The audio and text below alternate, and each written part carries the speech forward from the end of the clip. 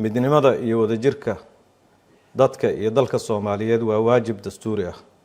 Goluhu wuxuu ugu baaqayaa Somaliland iyo shacabka reer Sool xabad joojin degdeg ah oo shuruud la'aan ah iyo inay isugu yimaadaan wada hadallo nabadeed.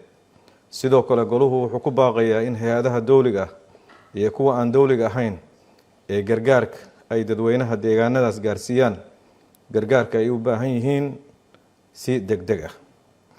Goluhu wuxuu ku bogaadinayaa shacabka iyo maamulka Puntland doorashadii golaha deegaanka ee ka qabsoontay degmooyinka Puntland, wuxuuna ugu baaqayaa in deegaanada aanay weli ka dhicin doorashadu ay si nabad ah uga dhacdo.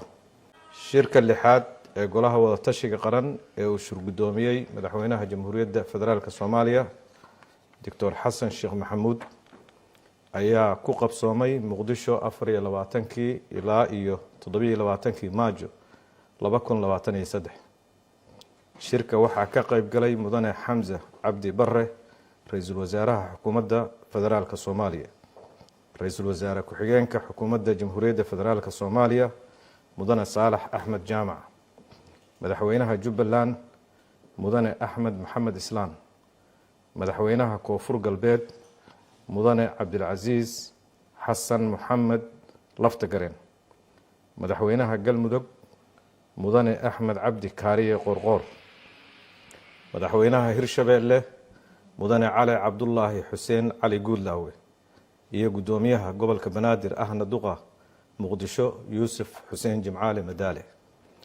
Golaha wada tashiga qaran ayaa kulankooda uga dooday ajendayaal muhiim ah oo ay ka mid yihiin hanaanka doorashooyinka dalka, xaaladda amniga dalka, gaar ahaan diyaar garowga wajiga labaad ee ciribtirka khawaarijta, dhammaystirka deyn cafinta, fulinta heshiisyadii horey ay goluhu u gaareen, fatahaadaha webiyada Shabeelle iyo Jubba iyo qodobo kale.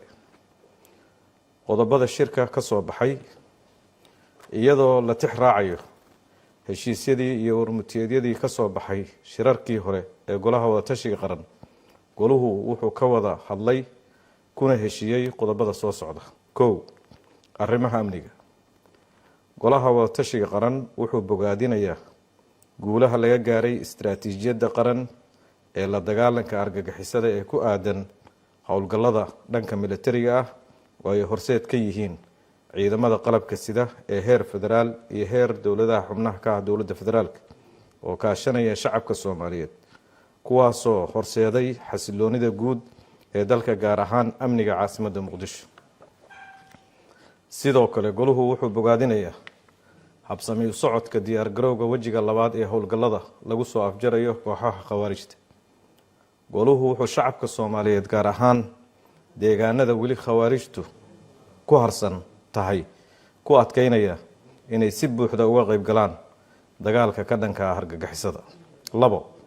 Doorashooyinka iyo dimuqraadiyiinta. Goluhu wuxuu ka heshiiyey hanaanka doorashooyinka dalka.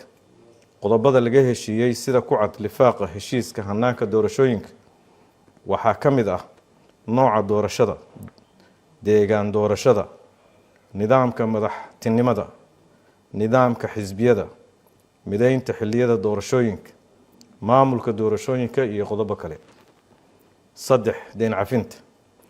Goluhu wuxuu bogaadinayaa horumarka laga gaaray hanaanka deyn cafinta oo gabagaba maraya, wuxuuna isla gartay in dhammaystirka hanaanka deyn cafinta dalka uu yahay mudnaan qaran.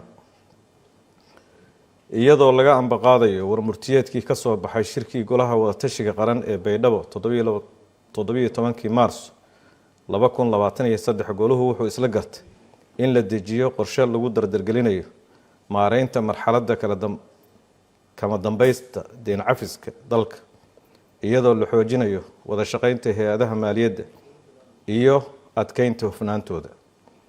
Si loo gaaro Soomaaliya xasiloon oo barwaaqo ah, goluhu wuxuu taageerayaa dadaalada dalka looga sameynayo hiigsiga qarni jirsiga Soomaaliya ee 2060. 4. Dhaqangelinta heshiisyada golaha wada tashiga qaran. Goluhu wuxuu ku adkeynayaa xukuumadda federaalka Soomaaliya in ay dardargeliso fulinta go'aamada iyo heshiisyadii ay horey u gaareen golaha wada tashiga qaran. sidoo kale goluhu wuxuu farayaa guddiyada u xilsaaran dib u eegista dastuurka inay luqad dastuuri ah u bedelaan heshiisyadii ay goluhu gaareen. 5 qodobo kale. midnimada iyo wadajirka dadka iyo dalka Soomaaliyeed waa waajib dastuuri ah.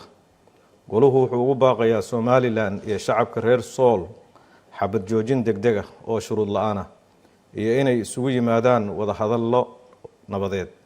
sidoo kale goluhu wuxuu ku baaqayaa in hay'adaha dawliga ah iyo kuwa aan dawliga ahayn ee gargaarka ay dadweynaha deegaanadaas gaarsiiyaan gargaarka ay u baahan yihiin si degdeg ah. golaha ayaa hay'adaha dawladda iyo kuwa caalamiga ah ee ka shaqeeya arrimaha samafalka ugu baaqay in ay gargaar degdeg ah la gaaraan dadka ku waxyeeloobay fatahaadaha wabiyada dalka. goluhu wuxuu boorinayaa xoojinta wada shaqeynta hay-adaha heerarka dowladda si loo horumariyo geedi socodka federaaleynta dalka oo ay ugu horeeyaan daadejinta awoodaha iyo adeegyada. goluhu wuxuu ku bogaadinayaa shacabka iyo maamulka Puntland doorashadii golaha deegaanka ee ka qabsoontay degmooyinka Puntland, wuxuuna ugu baaqayaa in deegaanada aanay weli ka dhicin doorashadu ay si nabad ah uga dhacdo. goluhu wuxuu hoosta ka xariiqayaa dardargelinta jadwal howleedka golaha si loo dhammaystiro arrimaha muhiimka u ah geedi socodka dowlad dhiska Soomaaliya. dhammaad.